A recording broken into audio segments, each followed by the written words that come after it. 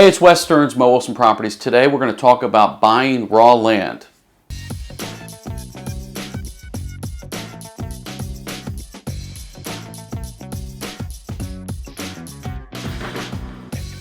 So when looking at property, the great thing about writing an offer on raw land is you can put a study period in there. That's an opportunity or a free pass to really check out the property from many different perspectives. You don't want to buy a piece of property if it's not going to work for what you want it for. So let's break down the things that you need to check when you have a piece of property you're considering. So your agent should write in a study period. It usually is 30 to 60 days, depending on how difficult. Let's say that the property is zoned for one thing and you want to use it for another purpose.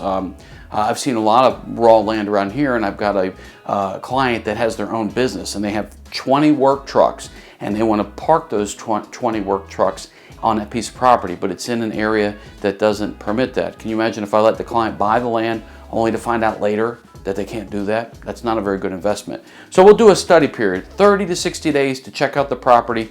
We wrap it up under contract, and we have a free opportunity to do our sniffing around. Seller documents. So if the property is listed by another agent, I'm going to ask up front to get seller documents. What is the history of the property? Do they have a survey that shows the outline of the property corners? Has any tests been done?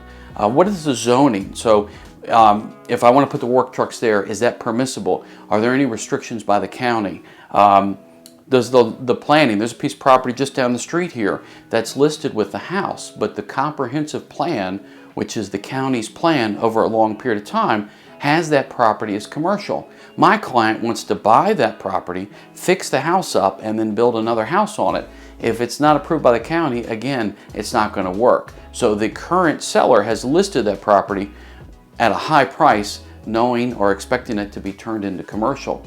My client's looking at it for a house purpose. It's not going to bring the same value. Okay, so you ask the seller for any documents. Check with the zoning and planning departments at the county. Now that's usually not the buyer agent's responsibility. That's the buyer's responsibility to go in there and ask to speak to the decision makers within the county. Take the piece of property, the tax record in there, and say, look, here's the property I'm considering. It has this. I want to do this to it. Is this permissible? And if so, what do I need to do to make it, to make the changes to the property?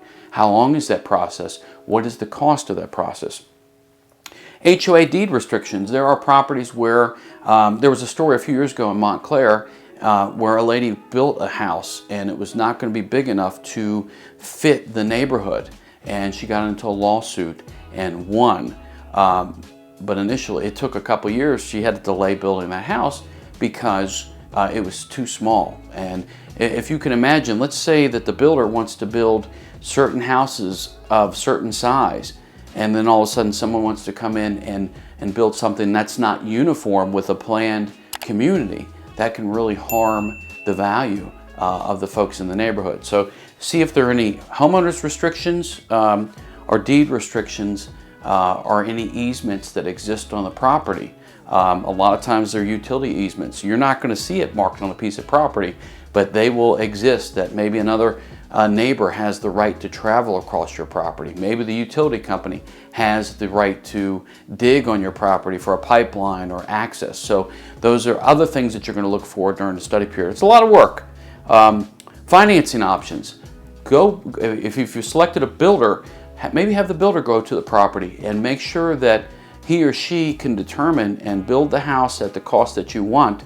I've seen some properties where there's a creek or a ravine, and the site of the house may not be accessible or may not be optimal, or there may be extra costs, extra dirt, other things that the builder will have to do to make sure that you can get that house where you want it. Financing options. You also use the study period to check with your bank. What do they require? Right now, most of the banks want you to do 20% down at least.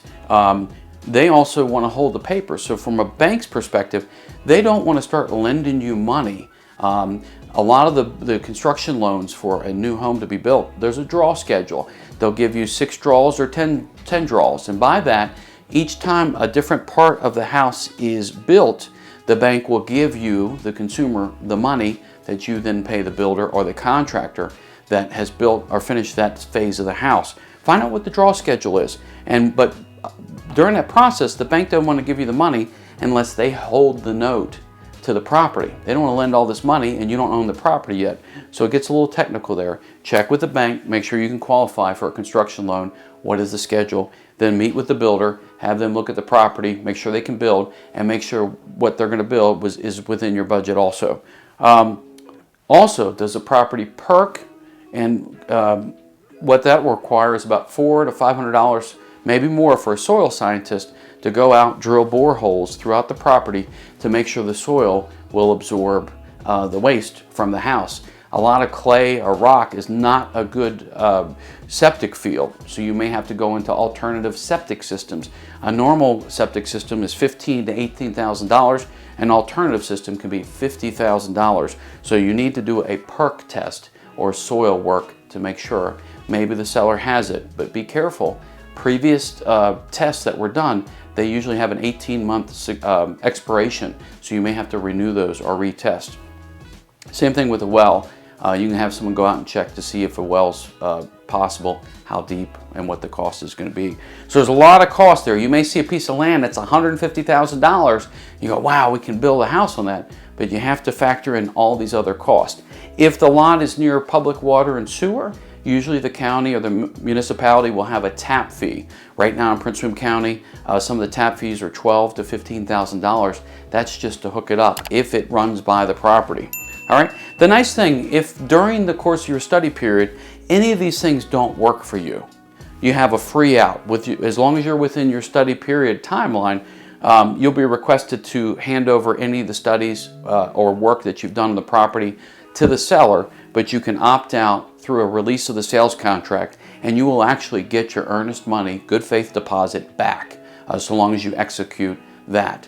If you get towards the end of the study period and you need a little bit more time, have your agent along with the other agent do an extension of the study period just to make sure. You probably want to share the work that you've done so far so that the seller is agreeable and has a good vibe that you're actually going to continue and you're serious about the property. Please subscribe, send me questions about raw land, and if you need a mortgage lender that can talk to you about or a soil scientist or any of the professionals, please ask, and good luck on your purchase.